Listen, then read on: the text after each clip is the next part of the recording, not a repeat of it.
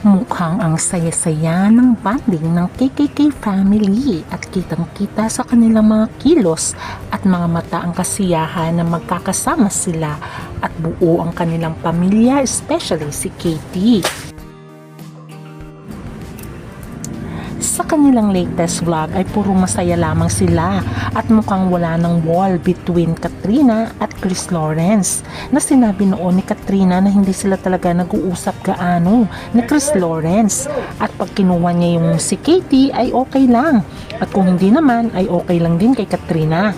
Pero inamin ng dalawa na kailangan pala ng communication para sa ikabubuti ng kanilang anak, kaya nanumbalik na ang kanilang good communication and co-parenting.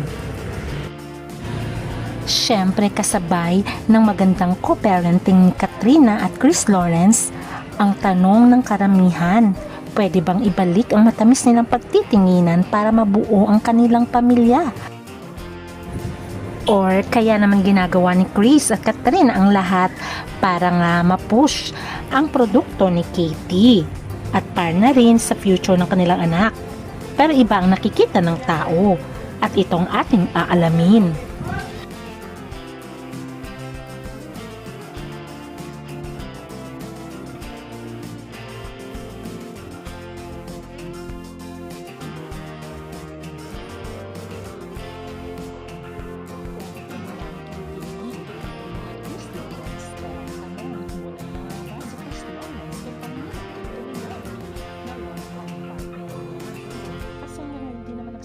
Si Chris Lawrence about kay Carmina at nananahimik naman si Carmina. Ito kaya ay para lamang i-push ang singing career ni Chris Lawrence, lalo na't may bago itong single. Ginagawa rin kaya ni Carmina ang lahat para nga magkaroon na ng maraming viewers at ma-push ang platform din ni Chris Lawrence at the same time kumita ang single nito.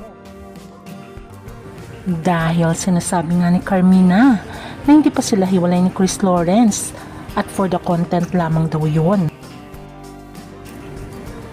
Kaya naman sa observation ng mga fans, nananahimik din syempre daw si Carmina dahil pag kumita nga naman si Chris Lawrence ay syempre kasama din siya dahil partner siya, at the same time kasama din ang anak nitong si Carmina sa iba.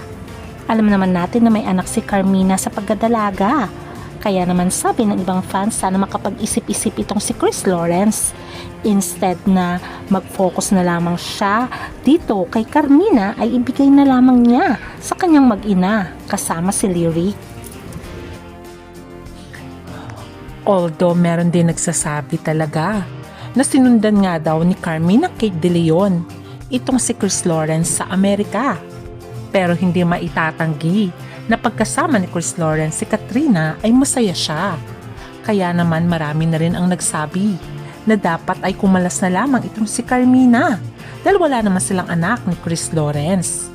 Kasi nga naman girlfriend siya, pero never siyang pinost ni Chris Lawrence sa kanyang social media platform. At puro pamilya na lamang ni Chris Lawrence ang kanyang nilalagay, like about Katrina, Katie at si Lyric. Kaya sino ba namang girlfriend ang hindi magtataka na lang? Kaya dapat daw ay kumalas na siya. Kasi nga napapansin ng mga netizens kahit sabihin pa ni na Chris at Katrina na no label at co-parenting lamang ang kanilang ginagawa. Kita naman sa kilos nila nang hindi nila namamalayan. Dahil pag mahal mo isang tao, automatic yun. Makikita sa kilos ang iyong concern at pagmamahal. Tulad nito, hinatian na lang basta-basta ni Katrina itong si Chris Lawrence. Kung co-parenting ito, syempre wala nang ganyang sweetness. At hindi lamang yan, nung biniro sila habang sila ay nagtitake sa kanilang collaboration, ay kinilig sila pareho dahil sinabi ngang prenup. Tignan nyo naman kung paano sila magbiruan. Kaya nga nakakatuwa itong KKK family. Dahil sana nga daw ay mabuo ang kanilang pamilya. Pero matagal na rin kasing may karelasyon itong si Chris Lawrence. At hindi naman basta-basta na lang itsapuera niya si Carmina Kate De Leon. Kaya siguro sinabi niyang one step at a time. At marami nagwi-wish na sana talaga mabuo ang kanilang pamilya alang-alang kay Katie. Syempre, alam mo naman ang mga fans At ang mga Pilipino ay family-oriented. Ang wish lagi nila ay mabuo ang pamilya KKK. Kita naman ang happiness nila, 'di ba? Ang saya nila at ang gandang pagmasdan habang sila ay nagbe-bake at magkakasama. Kaya naman nakakatuwa. Sana nga daw ay tuluyan ng magkabalikan itong si Chris Lawrence at Katrina Halili. At sana to pa rin ni KL ang sinasabi niyang one step at a time. At lagi naman siyang nagpo-post tungkol sa kanyang mag-ina. At lagi na rin siyang very active dun sa social media platform naman ni Katrina. Kaya sabi nga nila abang-abang na lang tayo. For sure, baka naman talaga ay meron ng usapan ang dalawa. Pero nakakatuwa na talagang nakakakilig. Yung ginawa nila yung staycation nila na parang bahay na nila. Siguro ngayon half meant yun at half truth. Kasi alam naman natin kaya hindi tinanggap ni Katrina ang proposal noon ni Chris Lawrence.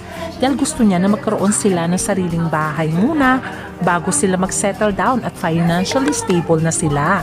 Kaya naman, sana nga daw ay magkatotoo na magkaroon sila ng sariling bahay. At nakakatuwa si Katrina dahil joker ito. At sinasakyan naman ni Chris Lawrence ang pagiging joker nitong si Katrina. Sana nga daw magkatotoo na magkaroon sila ng bahay, ang KKK family. Pero alam nyo ba na itong si Chris Lawrence ay meron siyang pinagsabihan na isang kaibigan na nais niya na daw magpatayo ng sarili niyang bahay.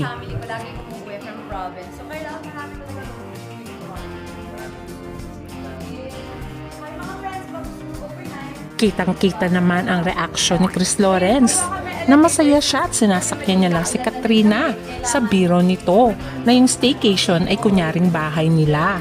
O diba sinasabing bahay namin? So ibig sabihin, hindi lang ito collaboration or co-parenting. Dahil ang totoo ay kinikilig sila pareho at nangangarap na magkaroon ng buong pamilya at syempre magkaroon ng bahay ang kanilang pamilya. What do you think? Comment down!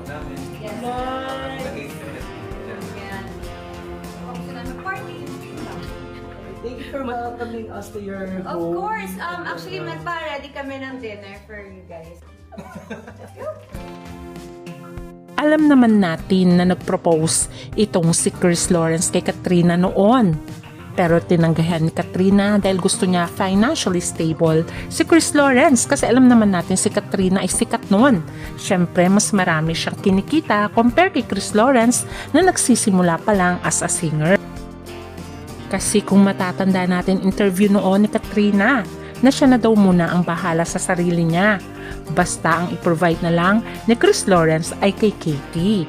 Pero ngayon ay isa ng sikat na singer at R&B prince na itong si Chris Lawrence. At marami na rin itong kinikita. Meron na siyang sariling kondo. Kaya lang unfortunately ang nakatira naman ay ang kanyang live-in partner na si Carmina. Ang hindi lang natin sure kung nakatira rin ba ang anak ni Carmina sa iba sa kondo nitong si Chris Lawrence. Kaya sabi nga nila, sana daw makapag-isip-isip itong si Chris Lawrence. Instead daw na si Carmina at ang anak ni Carmina ay ang mag-ina niya na lamang si Katie Kat at si Lyric. Total naman mahal din ni Katrina si Lyric. Kita naman sa larawang ito kasama si Lyric sa kanilang family pictorial. At alam nyo ba na nagpapatayo na nga daw itong si Chris Lawrence ng kanyang sariling bahay. Sana nga ito na ang katuparan para magkaroon na ng sariling bahay ang KKK family. At totoo na ang house tour ni Katrina at Chris Lawrence. Kaya itong ating aabangan. Bye!